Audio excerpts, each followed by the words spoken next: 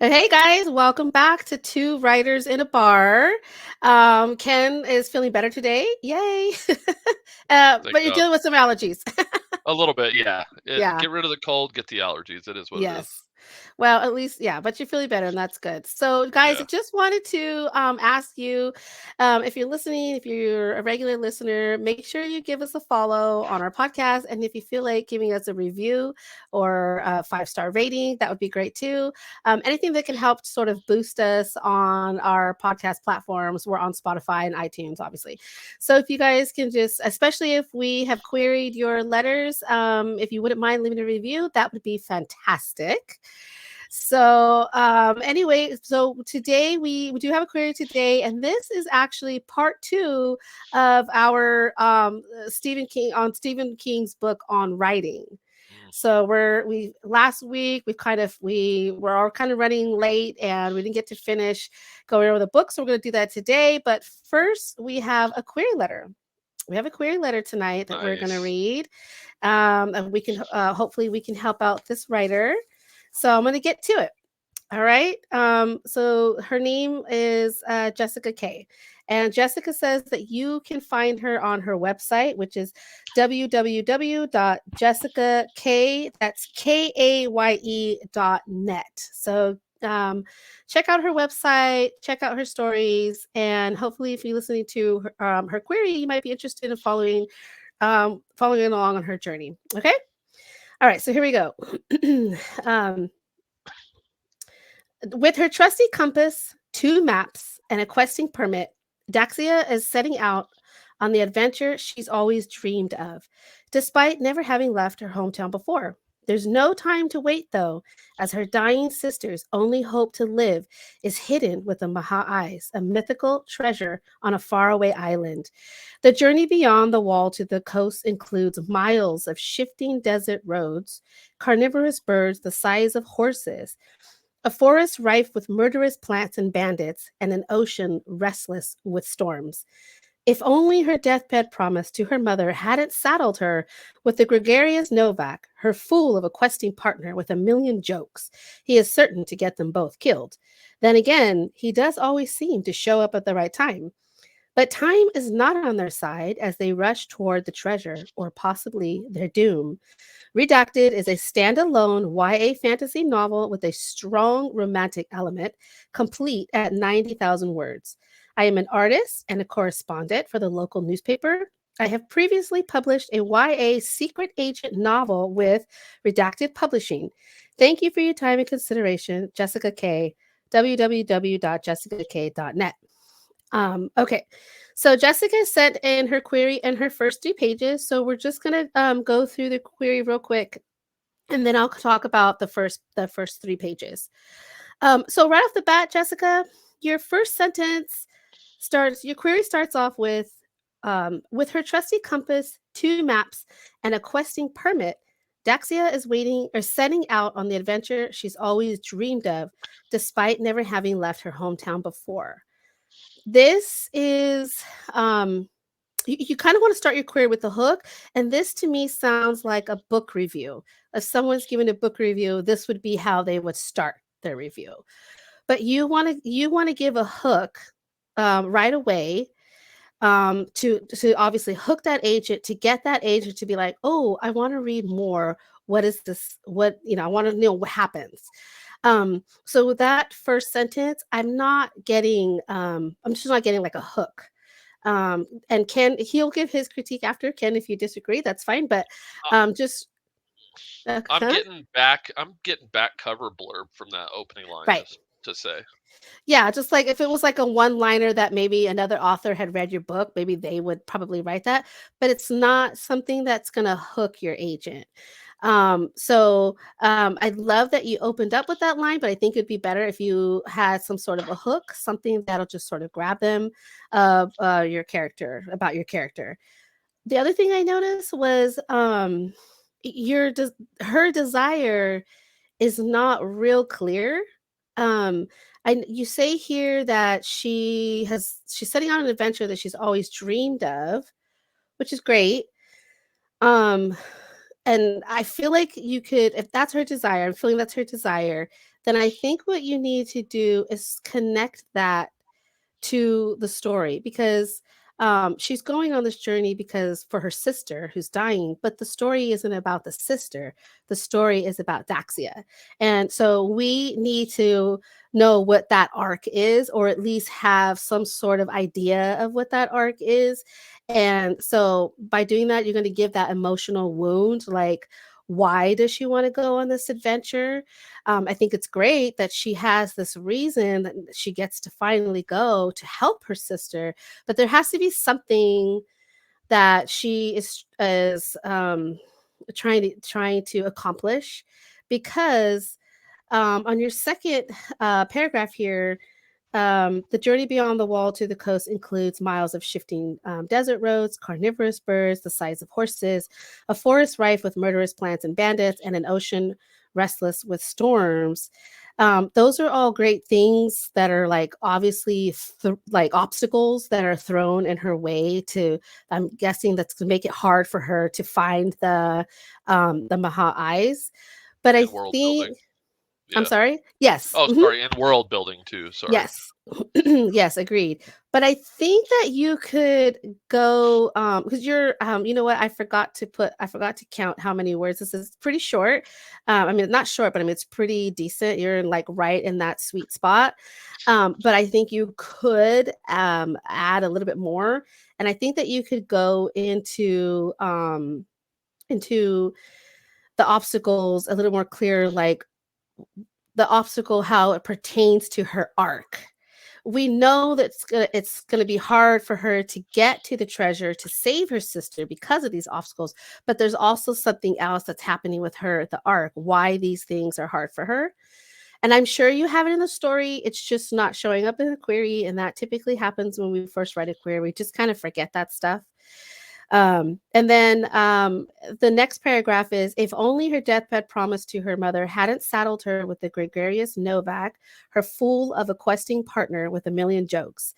He is certain to get them both killed. Then again, he does always seem to show up at the right time. I'm not sure if you need this. He sounds like a really great character. Unless this is the character that she's going to fall in love with, because you do say that it's a strong romantic element. So maybe you could sort of hint that a little bit of their relationship, just so so the agent can see that yes, this is a romance story, because it's not reading like a romance story. To me, it's reading like something um like just a quest that they're going on this adventure together, but I'm not getting that strong romance that you're saying at the end.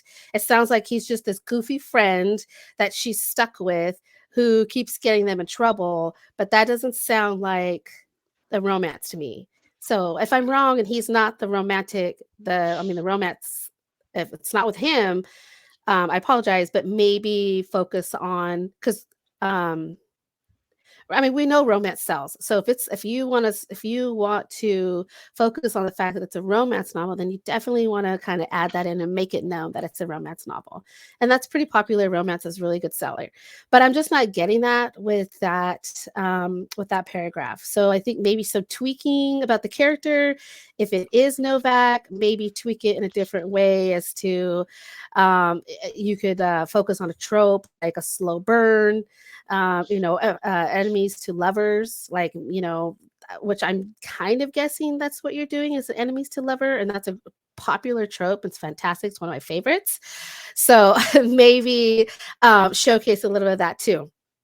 Um, the last thing, time is not on their side as they rush toward the treasure or possibly their doom. We know this already because her sister is dying.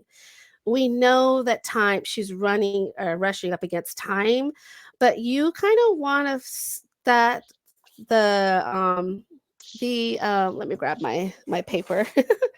um excuse me, the stakes, you want to show the stakes, and then you want to show the choice that she has to make and how that stake is going to affect her and being able to help her sister. So you got to figure out what that stake is. You probably already know it, it's just not showing up in the query.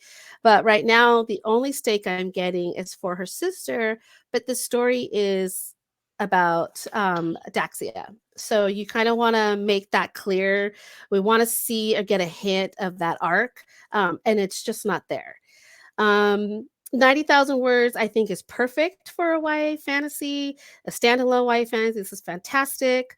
The comps, I know that Jessica said in her email that she's having a hard time with comps. I tried to think of some comps for you.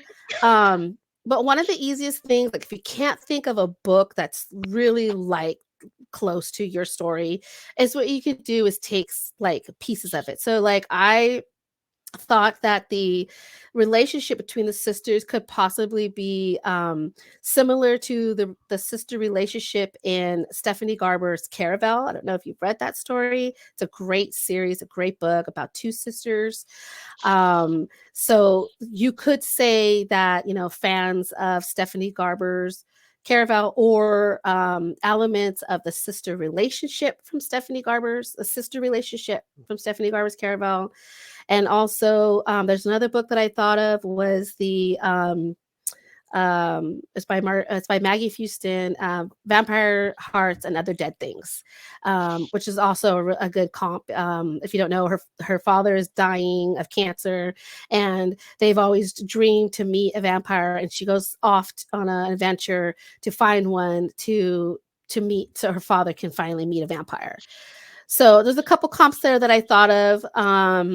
But I don't know if you have any other. I was trying to think. I think that was about it. Ken, did you want to add anything? Um, just mainly the hook at the beginning. You definitely need a strong sentence or two that Mhm. really grabs onto the agent at the beginning. You know, something about like what the stakes are, basically. You know, Yes. it's hard to explain because there's a million different ways you can write a hook. I was just Googling that and looking at other successful queries, and that's a really good way to get an idea of how to write a good hook. Um, Also, Daxia, I don't know anything about Daxia. I don't know what she does, where she lives, what world she lives. I know nothing about the character except for she likes to go on. She's going on her first adventure. You know, Yeah. I need to know if she's a farm girl. We need to know what she is. Like, is she a city girl? Like, What is she you know, bringing to the adventure that she's yeah. about to go on? I, Is she like an I expert archer? Yeah, Yeah. like, well, what is she? Yeah, I have no idea Yeah. what this character is. Like, does she live in the big city? Is there even cities that exist? You know what I mean? Like, it's really good to kind of dial in at the beginning. After your hook, it's good to put in something like, you know, ex-soldier, or as a girl, she'd be like the swim team captain if it's that kind of urban fantasy, you know, Yeah. just to kind of give you a peek. I see a lot of voice in the query though, and I think that's really cool. I Yes. see it, and there's a lot of great verbiage, and it's beautifully written. I just think you need to just tighten up a little bit, add a hook, and let us know who Daxia is, and it should be good. Yeah. I'm already loving this query. I know we say that about all our queries, but you guys are amazing. You guys come up with these incredible stories. So I hope that this gets published someday because I would love to read it. Hell So yeah. I yeah. So Jessica also sent the first 3 pages of her manuscript, and I want to say that I love the beginning of this story.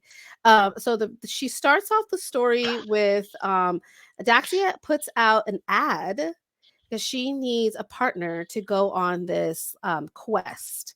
And she, in this ad, she says that to meet her at like 6 o'clock in the city square by the fountain. And so, you know, she's kind of nervous and she gets to the fountain. There's all these men and they're all standing around. They're clapping each other on the back. They clearly know each other. They're excited about whatever this quest is. And I believe she purposely did not put what the quest was or that she was a girl because I think in this world it was something that only men would do. So when she gets down there and she's trying to get their attention, no one's listening to her because they're like, who's this girl? Like, why is she talking to us? And then Yeah. finally she's like, hello, like, and they're like, where's your father? And she's like, no, this is to me, I'm going on this quest. They kind of laugh at her. And then they ask her, where are we going? Because she purposely leaves that out. and she tells them, and it ends with, "Are you serious? That's impossible." So clearly, we get an idea right away in those first 3 pages that this journey adventure that she's about to go on is pretty serious and difficult for her. So we already have that sense that it's going to be hard for her as we move forward. And I was already intrigued, thinking I would love to see how she's going to go through this to help her sister. Like, I'm already hooked by these first pages. Like, literally, I was like, the last sentence is, "It's impossible." And I'm like, I want more. So Yeah. I think your first pages, Jessica, are fantastic.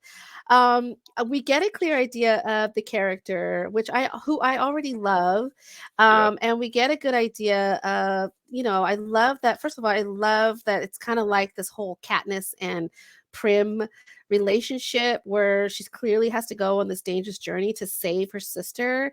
And I know Yeah. Hunger Games is probably not a comp that you could use because it's older and it was like a whole thing of its own. It's an outlier, I believe, what they Too call it. popular. Yeah. Yeah. So, but I mean, it's got that same kind of feel with the relationship between the sisters, and I love that. So, I think, and we know this, you guys, if agents sometimes won't even read the first pages if you can't grab them by the query letter. That's why it's so important to get that query letter to just really be something so amazing that the agent is like, okay, I want to read this, so that they can go on to whatever pages that you sent in. So I do feel like, if you can get that query letter cleaned up, to get it nice and precise of what the story is about, and you have the things and add the things that we had talked about, I think you have a high chance with this. This is fantastic. I mean, I Yeah, for love it. sure. I love it. So, you guys, give Jessica, or check her out. I don't think she's on any social media. She doesn't have a social media presence yet. Go on her website, www.jessicakaye, that's KAYE.net. Check it out. Check out what she's all about. And hopefully, Jessica, when you get agented, email us and give us that update, and we'll be more than happy to share that with our listeners because this is amazing. And don't forget, writing a good query and writing a great novel are two different skill sets. Yes, It's like a yes. go-kart driver champion and an F1 champion. They're kind of the same thing, but they're really different. So Yes, agreed, Ken. So don't beat yourself up, Jessica. You've got another all the skill. right, yeah, you got all the right things there. It's just focusing on what you need to put in the query so that agent just can be like, I got to read those first few pages. I already know that you're probably going to get full requests because this is like sounds great. Yeah. So yeah, so definitely update us. So thank you, Jessica, for sending that to us and trusting us with your baby. So we like to Yeah, call for it. sure. We It's not appreciate you. easy. Yeah, it's not easy to send your work out to complete strangers, but we Yeah. appreciate it and we thank you. So I hope that our critique was helpful for you. So And good luck. yes, good luck. All right, Ken. So I forgot to mention that I'm having a beer tonight. What are you drinking? uh, what am I drinking? Oh, the old Okay, classic Maker's Mark 46 nice, with a little nice. Pepsi. Oh, Yeah. perfect. That's perfect. Oh, in my Garfield mug. Oh, nice. Love Garfield. Do you Yeah, me ever too. see the Garfield Halloween special? That's one of my favorites. Yeah, I Oh love my it. god, shut up. I have it on DVD and I watch it every year. I love it. Oh So yeah, I funny. watch it every year Oh too. yeah. Candy, candy, Odie is candy, the candy. pirate Oh, and yeah. the peg The leg. crazy And the, clown that kills me. He's so crazy. Oh my gosh. yeah, Binky the clown, whatever. Binky. Yeah, Yeah, I love that. Love it. Love it. Love it. All yeah, right, guys. me too. So, Ken, how was your week for writing? What are you reading or listening to? What's going on? Writing was awful and great. I had a couple bad days and I had a couple really good days. Okay. Today I was able to edit 2 chapters of my first novel and then Yeah. get about 1,000 words on my new book. So Okay. pretty productive day. Uh, right now I switched from the Dark Tower. I was taking like my 15th, if you can see the Dark Tower, sure. But I was Nice. taking my 15th journey to the Dark Tower or something like that, and I paused it because my Libby app I got uh, the Lost Metal by Brandon Sanderson. Oh, okay. Um, it came into my Libby, and I've been waiting for it for Nice. months. Oh, nice. So I'm doing The Lost Metal by Brandon Sanderson right now. Oh, I don't nice. know if All that comes right. through. So Yeah, it that's what I'm does. reading. Oh, nice. Okay. Yeah. I What need about to you? do that. Oh my God. Okay. Well, you guys, I had a shit week. um, I think I had a bit of writer's block this week, and I've never experienced that since I started writing regularly since 2017. I was struggling. I've been struggling with the story. I tried to start a new story, but it wasn't right. I wasn't feeling it. So then so all week, so the last 2 weeks, how long has it been? 2 weeks? I Yeah. have been struggling with, and I've not written hardly anything until today. I finally just told myself, stop being a baby and just fucking write. Like, just write. I have to do this to myself all the time. I know I've said it before, and you think that I would like get a clue, but Yeah. it took me today to finally just be like, okay, it is what it is. Like, I gotta just write, and if it's shit, then I'll delete it, whatever. So I barely started writing today, and I think I got like 700 words. Nice. Better than um, nothing. yeah, it's better than nothing. But I gotta tell you, it's been really, really tough trying to figure this shit out. But I, You got it's some just under threat of peppermint schnapps. Oh, no, no. Yeah, I did. Well, okay, so Ken texted me last week and was like, okay, was I forgot what day was it? Monday? Yeah, Monday, Probably, Labor yeah. Day. He's like, okay, listen, because we were both having a hard time writing, and he texted me and was like, let's do what did we say? 1,000 words. If not, then Yeah. I have to drink peppermint schnapps. And I was like, ew. No way, gross, yuck. I Yeah. can smell it from here. I'm already puking. Ugh. Um, and it worked. I was able to get those words in. I think I was able to go to those, and I went to work, and then that was the last day that I had wrote. I couldn't Yeah. write anything after that until Damn. today. So Don't it's feel yeah. bad. I didn't write for like 4 or 5 days after that either. Okay, yeah, good. So we're both at the same we're on Yeah, the same wavelength here, buddy. we are. Yeah, it's tough. I don't know, it's tough. I just honestly, I just kind of had like breakdown this week that I was just like, why is this taking so long? Like, Yeah. I'm so ready to be agented. I'm so ready to be published. I'm so ready to put in all that extra work. And I'm just like, and I know that's what kind of stunted my progress today Oh, yeah, or this last couple weeks, whatever. for But sure. anyway, so we're gonna go back into Stephen King's On Writing where we left off. So where we left off the last time was Stephen King has a little thing that you can write in. Oh my god, my mind is blanking. A writing situation where he gives us like little story, and then he's like, write it, send it to stephenking.com, and he'll read it. Yeah, But this book was written in like 2000, or 2001, something like that. So but we're I don't know, I feel like I'm gonna try it anyway, but we'll see. yeah, But that's where sure. we left off. What is it, a And quiz?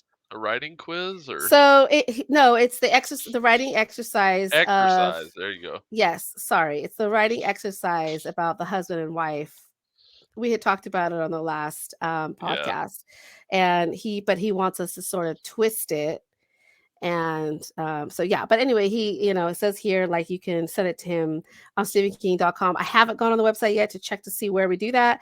I don't even know if it's still a thing, but anyway, if anything, I'll just write it and maybe just not. I just won't send it or whatever. I mean, maybe we'll read it on another yeah, episode. So where we left off was he talks about description. So I wish that I would have recapped what we talked about last episode, but I know it was like plotting. I think it was like character development. I can't remember. Oh my god, it's terrible. But so I'm gonna read what he says about description, and then we'll talk about it. okay. So he says, uh, description is what makes the reader a sensory participant in the story. Good description is a learned skill, one of the prime reasons why you cannot succeed unless you read a lot and write a lot. It's not just a question of how to, you see, it's also a question of how much to. Reading will help you answer how much and only reams of writing will help you with the how. You can learn only by doing, which we have talked about. We talked about last week because Stephen King is really big on the only way to be a good writer is if you're reading and writing a lot. So it Yeah. makes sense that he would say that. So one of the things, continuing with description, he says, thin description leaves the reader feeling bewildered and nearsighted. Over description buries him or her in details and images. The trick is to find a happy medium. It's also important to know what to describe and what can be left alone while you get on with your main job, which is telling a story. So, you guys already know that I am a thin description writer. Ken is constantly telling me to describe more. I'm leaving him left, I guess, just, I don't know, not feeling anything, right? That's my problem. But he's Yeah. saying, a happy medium, right? Not too little and not too much. Well, yeah, there's some writers like Robert Jordan. I don't know if you've ever read The Wheel of Time or anything, but he describes everything, like down to the buttons on the female characters' dresses to like you're like, holy crap, dude, get over it. You Yeah, know, move on, I move love on. his writing. I love his writing, but sometimes he just goes overboard. So Oh my god. Yeah, I read a book. I think what's I forget what his name is, but he wrote the Wicked books. Gregory Maguire, and I yeah, love those books, you guys. I have all the books and all the series I read and love them. But oh my gosh, he would just go on for pages and pages and pages of setting description. So much so that I was literally just like, how much more of this can I take? It was just so bogged down with description that it was boring. I mean, dare I say, but it was, it was like, yeah, okay, I wanted to get to the main plot, the meat yeah, of the story. But yeah, so I have a tendency to do too little description, and I'm working on it. I'm working on it. yeah. Thanks to Ken. I think Ken has helped me sort of. I can see now when I go back and edit my work, I can see now like where I need to like I can hear Ken just like, but what else? Yeah, What else? It's just that's like my ah. favorite. No, but I appreciate it. I appreciate it. I've said that Yeah, before. I appreciate it. But yeah, so what would you say? I think you're kind of like a happy medium. I think you've gotten better. I feel like description is my wheelhouse. I know Yeah. I know how to give you just enough to know where the characters are, and maybe even make you a little happy with some of my descriptions. Yeah. But Hmm. I don't think that's description's not my weak point for sure. Yeah. Oh, for sure. Yeah. No, you definitely have it down. I think that's one of the good things about working with you is because your strength is my weakness. Yeah, And so kind of I feel like it balances out. But for sure. he gives an example here. I don't know if you want me to read it. It's not lengthy, it's a little lengthy, but I can go on and read. And he gives an example of why or like how to kind of happy medium and then explains like why. So I can read that if you want. Sure. Yeah. Okay, so he says, here's a sample bit of narration which takes a character into Palm 2, which is like, I think, a favorite restaurant of his. So it says, the cab pulled up in front of Palm 2 at 3:45 on a bright summer afternoon. Billy paid the driver, stepped out onto the sidewalk, and took a quick look around for Martin. Not in sight. Satisfied, Billy went inside. After the hot clarity of Second Avenue, Palm 2 was as dark as a cave. The back bar mirror picked up some of the street glare and glimmered in the gloom like a mirage. For a moment, it was all Billy could see, and then his eyes began to adjust. There were a few solitary drinkers at the bar. Beyond them, the maitre d', his tie undone and his shirt cuffs rolled back to show his hairy wrists, was talking with the bartender. There was still sawdust sprinkled on the floor. Billy noted, as if this were a 20s speakeasy instead of a millennium eatery where you couldn't smoke, let alone spit a gob of tobacco between your feet. And the cartoons dancing across the walls, gossip column caricatures of downtown political hustlers, newsmen who had long since retired or drunk themselves to death, celebrities you couldn't quite recognize still gambled all the way to the ceiling. The air was redolent of steak and fried onions, all of it the same as it ever was. The maitre d' stepped forward. Can I help you, sir? We don't open for dinner until 6, but the bar, I'm looking for Richie Martin, Billy said. And then he goes on to say, Billy's arrival in the cab is narration action, if you like that word better. What follows after he steps through the door of the restaurant is pretty much straight description. I got in almost all of the details, which first came to mind when I accessed my memories of the real Palm 2, and I added a few other things as well. The maitre d' between shifts is pretty good, I think. I love the undone tie and the cuffs rolled up to expose the hairy wrists. It's like a photograph. The smell of fish is the only thing not here, and that's because the smell of the onions was stronger. We come back to actual storytelling with a bit of narration. The maitre d' steps forward to center stage, and then the dialogue. By now, we see our location clearly. There are plenty of details I could have added. The narrowness of the room, Tony Bennett on the sound system, the Yankees bumper sticker on the cash register. But what would be the point? When it comes to scene setting and all sorts of description, a meal is as good as a feast. We want to know if Billy has located Richie Martin. That's the story we paid our 24 bucks to read. More about the restaurant would slow the pace of that story, perhaps annoying us enough to break the spell good fiction can weave. In many cases, when a reader puts a story aside because it got boring, the boredom arose because the writer grew enchanted with his powers of description and lost sight of his priority, which is to keep the ball rolling. So, this is so true because that's exactly what happened to me while I was reading Wicked and Son of a Witch. It was like, Yeah. it was too Some of my much. earlier drafts, I did that also, Yeah. where I wrote these beautiful flowing things, that were pretty sweet. Like I thought they were really cool, but they were terrible for the story because they just It took away from it. slowed it down, just really Yeah. slows it down. It's like, whoa, whoa, whoa, whoa. And he's Yeah. right. We wanted to know if his friend Martin was there. What made you, or how did you figure out that you had too much description? Like, how did you know that maybe you were a little overboard on that? Critique partners, obviously a few tips Hmm. there. Um, I really like to take my work and put it in a text to speech thing, Oh, okay. and Yeah. I have the robot read it back to me. And after it's droning on for like 3 minutes, I'm like, holy crap, I gotta cut that. Like this is way too much, and you know, so Oh, that's a bunch of different things. perfect. Yeah. Yeah. Oh, I need to do that. I need to do the narration thing. That's great. Yeah, there's a couple free ones that I use, so you can just Oh, okay. Google 'em. Oh, nice. Yeah. Yeah. Yeah, I don't, I mean, I usually, when I go back, I read it out loud. Yeah. And same thing if I'm reading like too little and I'm like, if I get confused, if I can't see it when I go back and edit, then I know my reader can't see it, Exactly. Yeah.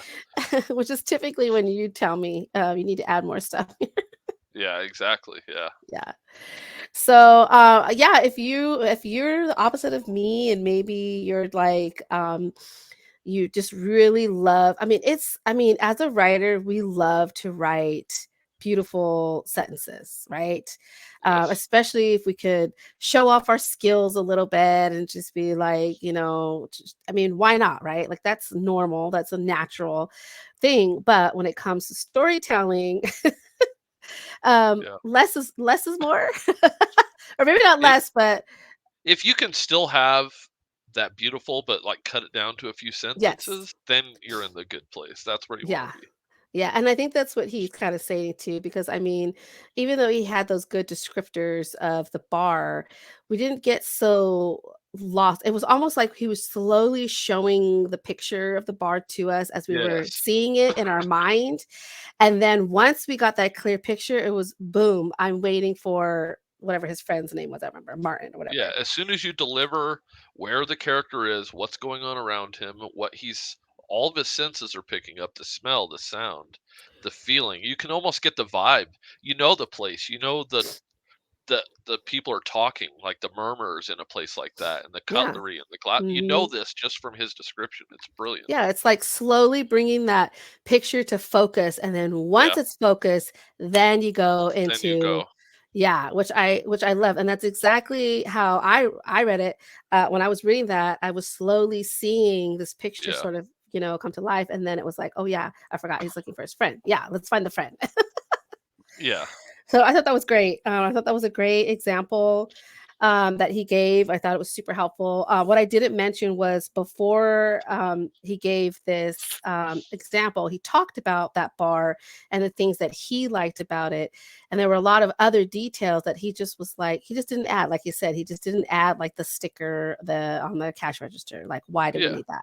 We don't Yeah. need that. It's not important. It doesn't really set the scene. It's just a No. sticker. Yeah. For sure. So and again, it goes back to pacing, guys. Pacing is it's that the flow of your story. In case you don't know, if you're a newer writer, if you're an expert writer, you can be probably just like, yeah, whatever. But if you're a Yeah. newer writer, the pace is that flow of your story. You don't want to, if you over describe, you're gonna stop that story in the action and like basically come to a halt. And then your reader's just going to be like bored. They're going to be bored. You're going to lose your reader. So Yeah. it's important to get that pacing, like he says, find that happy medium of the pace so that you don't lose your reader. Because um I, I am not I don't DNF a book. Yeah. I don't DNF a book. I don't know why. I'm just one of those people that I can't DNF a book. I don't care how bad it is. I will just plug through. Um, I don't know why I do that, but Wow. I think it has a little bit more of like OCD.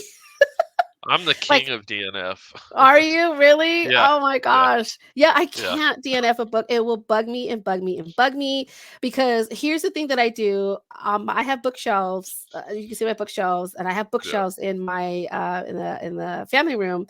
Yeah. Um, the only books that go on the shelf are the ones that I've read. So if I haven't read it, it does not go on the shelf.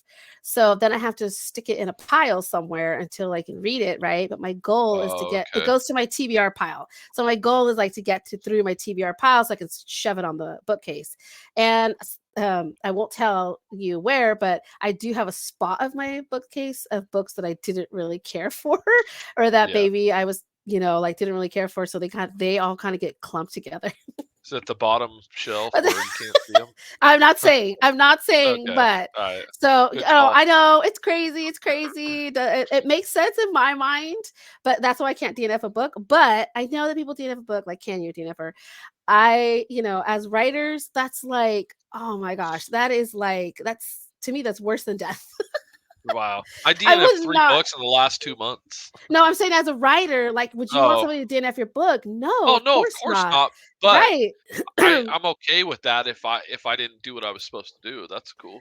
Right. No, I'm just saying that as writers, though, our goal is to obviously not Yes. have people DNF. I Of mean, yes, it's course, going to yes. happen, But whatever. there's taste. You could be a Yes. great writer, you could have all the Exactly. ingredients and make write a wonderful book, but Yeah. there's I taste was just gonna preference. say that too, and it also depends too, and we know it's gonna happen, but you Yeah. definitely don't want like every person that started that Oh, book, hell like, no. yeah. So, and No. that's why CV King is saying it's the pacing that's gonna mess it up. So get that pacing down, hopefully, If and like everybody Ken, DNFs, you done goofed. yeah, you're probably not gonna be able to sell another book. It's gonna be really hard for your Oh, publisher to yeah. sell another book. Yeah. All right. So moving on. Uh, he talks about similes and metaphors, which I thought was kind of funny. He's like, okay, he says, when a simile or metaphor doesn't work, the results are sometimes funny and sometimes embarrassing. Recently, I read this sentence in a forthcoming novel I prefer not to name. And the sentence is, he sat stolidly beside the corpse, waiting for the medical examiner as patiently as a man waiting for a turkey sandwich. If and he says, if there is a clarifying connection here, I wasn't able to make it. I consequently close the book without reading further. If a writer knows what he or she is doing, I'll go along for the ride. If he or she doesn't, well, I'm in my 50s now and there are a lot of books out there. I don't have time to waste with the poorly written ones. Fair enough. So, which I mean, makes sense, right? And then he goes on to say, his all-time favorite similes, by the way, come from the hardboiled detective fiction of the 40s and 50s and the literary descendants of the dime dreadful writers. These favorites include "It was darker than a carload of assholes," George That's B. a great one. Higgins, and "I lit a cigarette that tasted like a plumber's handkerchief," Raymond Chandler. Yeah, that's a great one. So so we definitely know what type of similes and metaphor Mr. King prefers, but he's not wrong. You know, No, one thing that I learned, or that not learned, I guess I picked up, whatever. Your similes and metaphors should match the tone of the book. for sure. So you know, it's like if it's a murder mystery, then you kind of want to keep those similes that kind of connect to that. Or if it's Yeah. a fantasy, you want your similes to connect to that. So you don't want to have it so out there that there's no connection, like he was saying, where someone's reading it going, "What?" Well, Yeah, murder also, mystery tied to buying a turkey sandwich, yeah, you know, you it's like know? how do those two connect? Not really. You know, he probably could use Not something really. better. Yeah, But, for sure. yeah, and then also obviously and then that example too is so extreme, like, why a turkey sandwich and a dead Yeah. body in a turkey sandwich? Like, I don't know, unless it's a gore book, but it doesn't sound like it's gore, so I don't know. Yeah, I don't But know. even still, I feel like, I mean, it's all down to taste, I guess, too, like, that would be bad taste, whatever, Because, but I mean, I guess technically that could work, because, it's showing that he's reacting to the dead body in a and he's thinking about a nonchalant sandwich, like, way, I don't know. I guess, Because but remember that you're writing and as your character, so he's thinking about a turkey sandwich. I don't know. yeah, I I mean, don't I know. guess. I mean, we gotta eat, right? You gotta eat. Yeah. Yeah, I don't know, Ken. yeah, I don't either. I'm Yeah, I trying. mean, I I think he's right. I think he's right when Yeah, he's like, yeah, you know, he just closed the book. So I don't know, yeah. but I think I would be pretty devastated if I wrote that, knowing that was my book that Stephen King didn't finish. Oh god, yes. I'd be like, Yeah. no, I You're can like, fix it. "Shit." Yeah, I mean, that can would you suck. imagine? Oh my god, that's terrible. I can only imagine he gets sent a ton of books, but, Oh, yeah. yeah. But then to have him write that in his book on writing, yeah, yeah. Yeah, If I came across that, I think I would cry. yeah, Oh for my sure. gosh. Yeah, that's pretty wild. I don't know, but that was pretty good. So, Yeah. okay, so and then dialogue. So, I kinda wrote my, notes here, sorry. So if I look over this way, so look at my notes. Um, dialogue. He says, uh, as with all other aspects of fiction, the key to writing good dialogue is honesty. And if you are honest about the words coming out of your characters' mouths, you'll find that you've let yourself in for a fair amount of criticism. So he basically goes on to say how he gets angry letters from readers that are accuse him of all sorts of bad things because Huh. he's writing his story in the mind of a character, but people are judging him thinking that he thinks that way. Yeah, So he basically saying like if you have, a bigoted character and that's how they speak, like he gets bad letters, but I think he's right because the dialogue definitely needs to fit the character. yeah, Voice. I mean, that's all about the voice, right? 100%.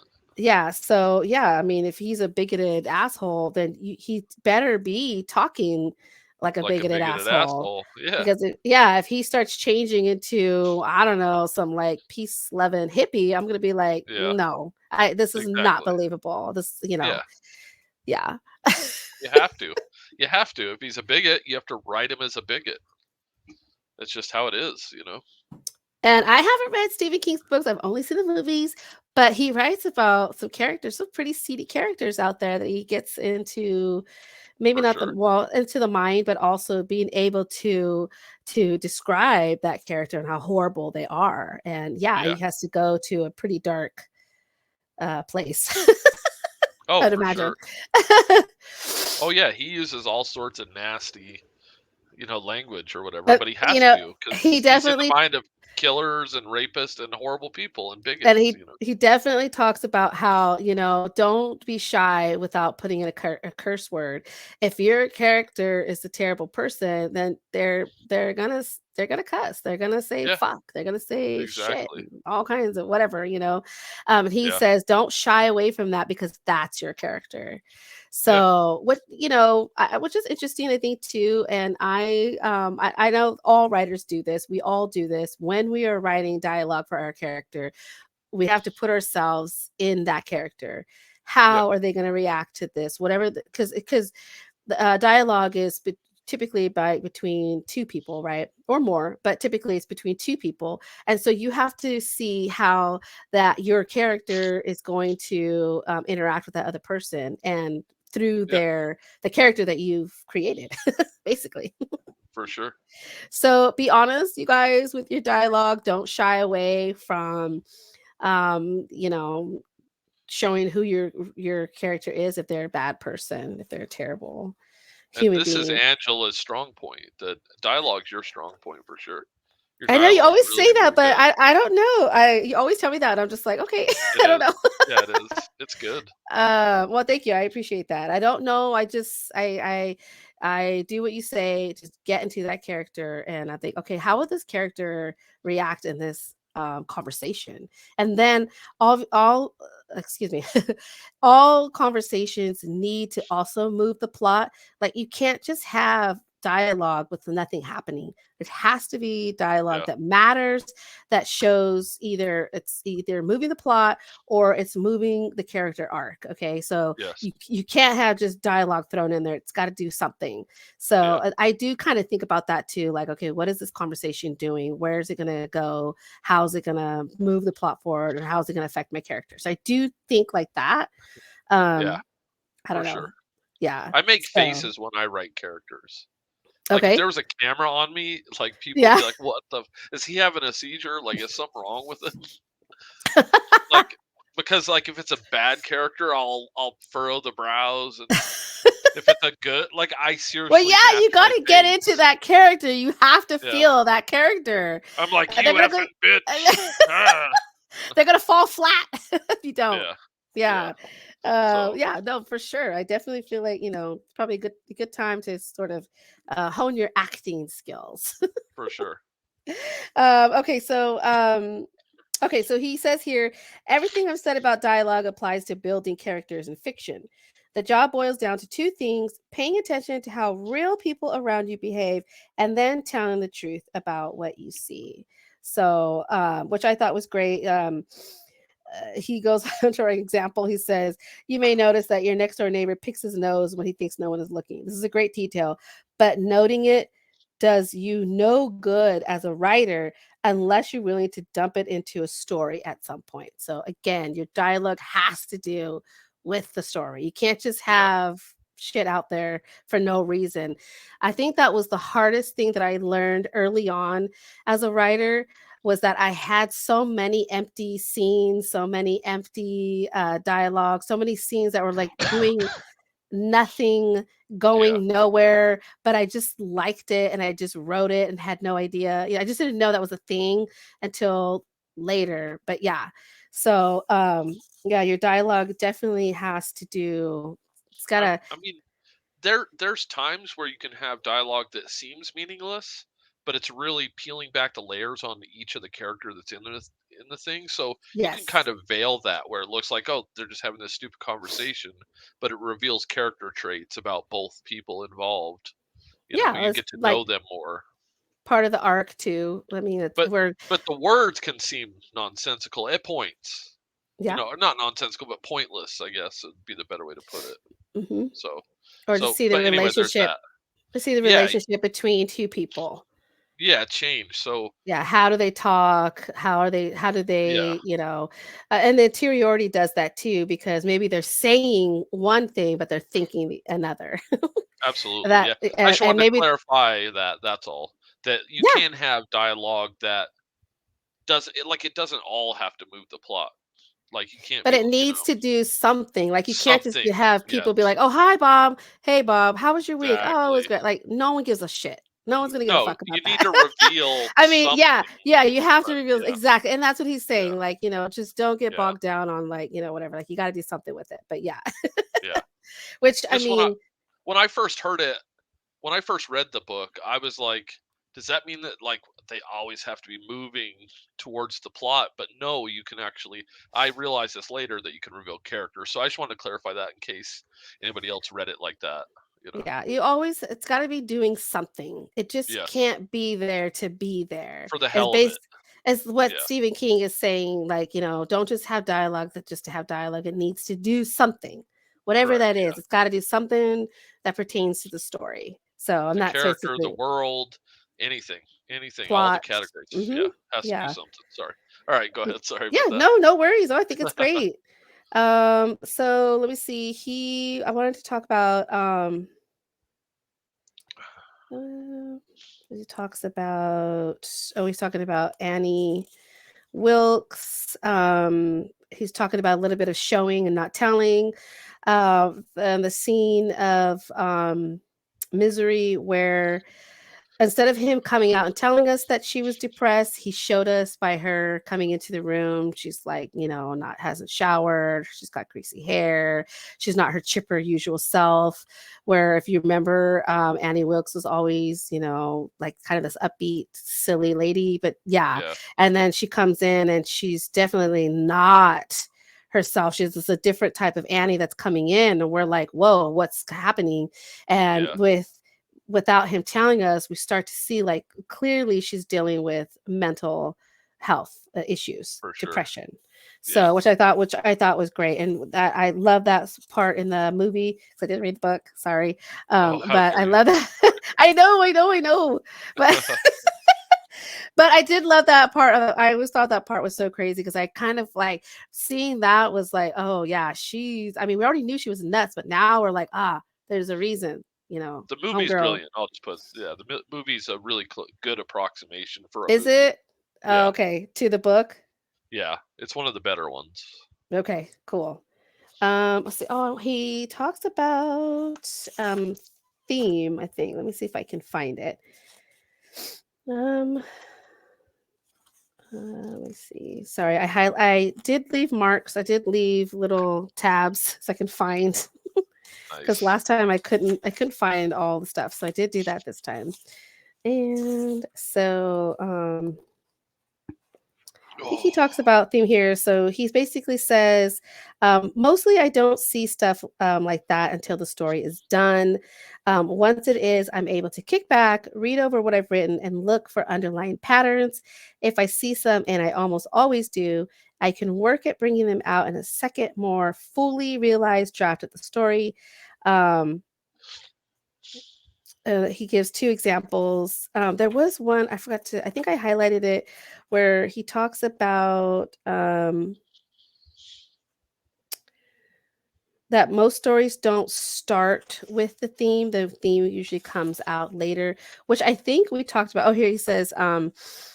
Okay, so symbolism doesn't have to be difficult and relentlessly brainy. Did we talk about this last week? I think we did, right? Um, no guarantees. I don't Let's know. see. Okay, he says, nor does it have to be consciously crafted as a kind of ornamental Turkish rug upon which the furniture of the story stands. If you can go along with the concept of the story as a pre existing thing, a fossil in the ground, then symbolism must also be pre existing, right? Just another bone or set of them in your new discovery. That's if it's there. If it isn't, so what? You still got the story itself, don't you?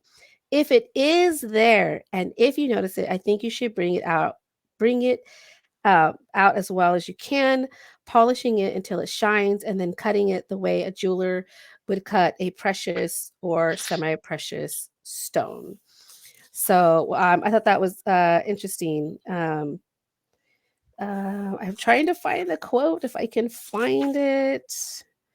I thought I had highlighted it, but maybe I didn't. Good fiction always begins with story and progresses to theme. It almost never begins with theme and progresses to the story, which I thought was great. That's the quote I was looking for. Yeah, Um, that's interesting. yeah. So sometimes I think I was trying to do that with this book. I know I mentioned that last week, Yeah, or last episode, that I was trying to think of the theme first when I just needed to just write and discover the theme of the book yeah, after I write it, which I yeah, actually love that piece of advice, because I just got so lost in the whole theme bullshit that I just was like, I felt like I needed to have it. So I yeah, was happy to hear, like, don't focus on the theme right away, just write. yeah, exactly. Yeah. That's great So advice. yeah, I thought it was great. And then one more thing, the last thing he talks about is your ideal reader, which you should have beta readers, or at least a critique partner, someone that's reading your book. For Stephen King, it's his wife. She is his reader.